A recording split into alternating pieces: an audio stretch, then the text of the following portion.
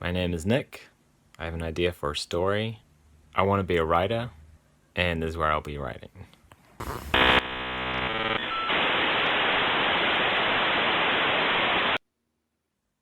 So, as you can see, I haven't really changed that much.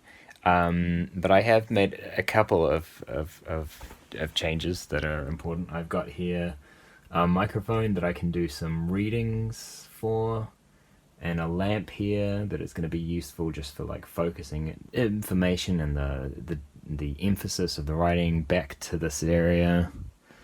I've got a to-do list. I've got pinboard that I've kind of like got down, rearranged the book, and I've put the CDs away. So I'm just managing the space. Yeah, so the microphone is going to be useful because I want to do readings of the book and a couple of chapters. What I've done today is I've just basically sort of like cleaned it up a little bit, made it seem a bit more homely, and I can start talking about the themes of the book, if there is them. So the name of the book tentatively is going to be called The Worship Pyramid, and it's about the future of the internet. It's basically sci-fi, but I want to avoid the tropes and the cliches that come with the genre as much as I can. For example, I don't really want to have fighting, that much violence. I don't want a whole lot of people being killed. Not because I have a problem with that necessarily, it's just that I want to avoid the usual thing that happens in sci-fi and fantasy where there's a lot of death and there's a lot of violence, and in sci-fi there's a lot of guns or some other equivalent of weapons, and I want to move away from that, and also try to avoid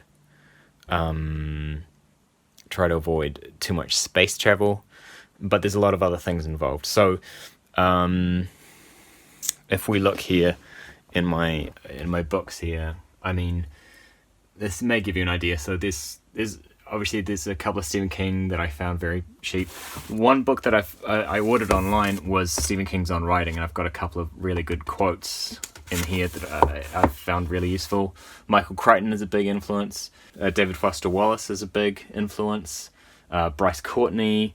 I've got a book on politics that I'm finding useful. Barbara Kingsolver.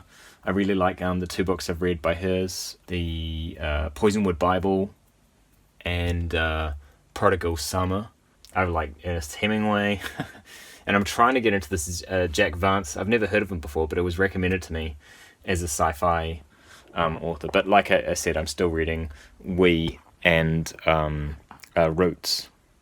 And I'm not sure if either of them really had that much in common. I just finished reading, before I even started this idea of getting this book properly written, I read 1984 by Orwell, who I really appreciate. I think it's the second, maybe third time I've read 1984, and I read Animal Farm as a kid. I've always liked Orwell's work, and but there's a lot of violence. There's a lot of implied violence with Orwell's work, a lot of political ideas.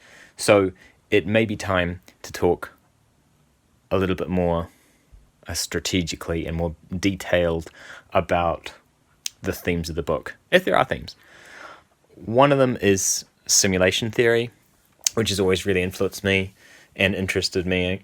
Descartes in philosophy papers that I did at university, and The Matrix, which I was the prime age for when it came out. It was basically written and directed, and I was the target audience, shall we say, for that particular movie. It was going to be our Star Wars and then Revolutions, but I digress.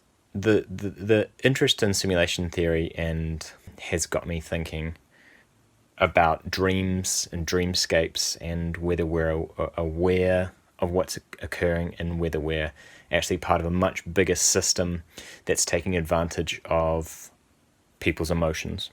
And I wanted to basically frame the entire story on an emotional network of sorts. So this isn't going to make sense, is it?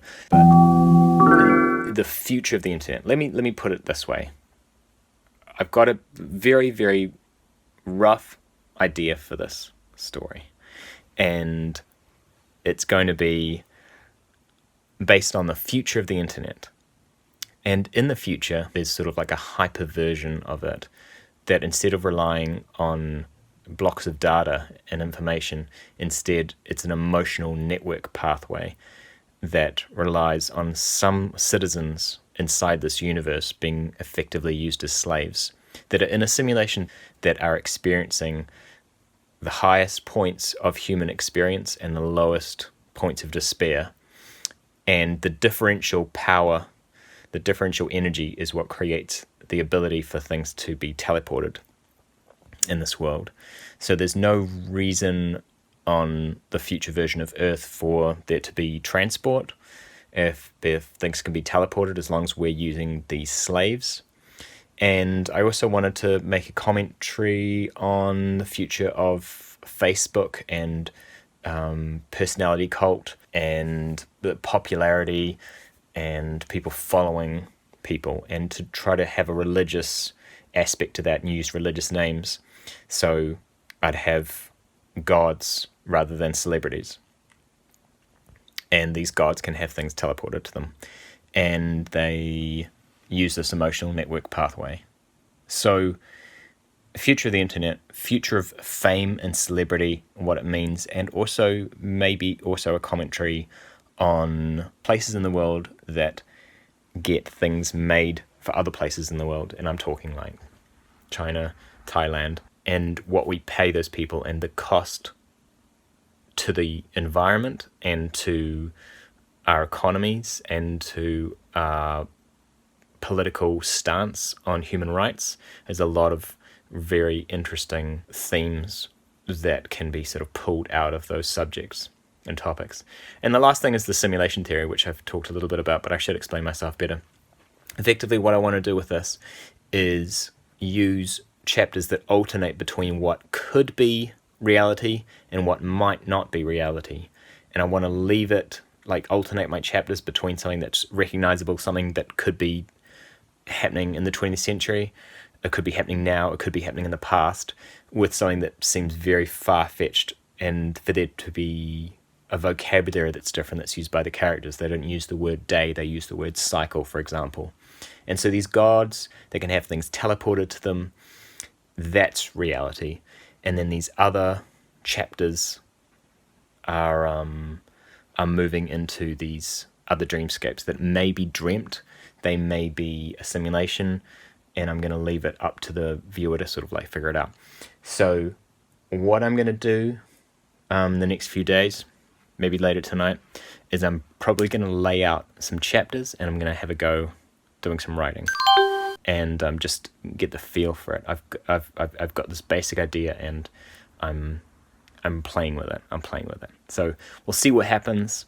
I haven't written very much yet. I've just been reorganizing books and reorganizing the space and upsetting things and like having a sleep. So now it's time to actually put some work in. So hopefully next time I make a vlog, there will be